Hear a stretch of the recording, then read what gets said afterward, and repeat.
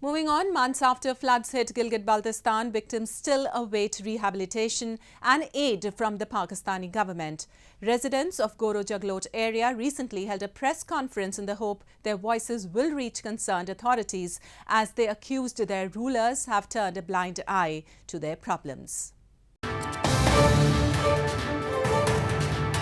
Misery of people of Gilgit Baltistan does not seem to end months after the illegally occupied territory suffered unprecedented flooding after melting of glaciers, which devastated huge swathes of land and displaced hundreds, apart from killing several.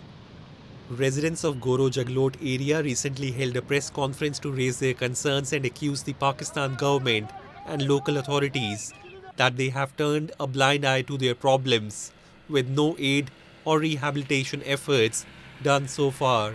They said people across the region have been dependent on the aid from humanitarian organizations, with the local administration remaining negligent towards them.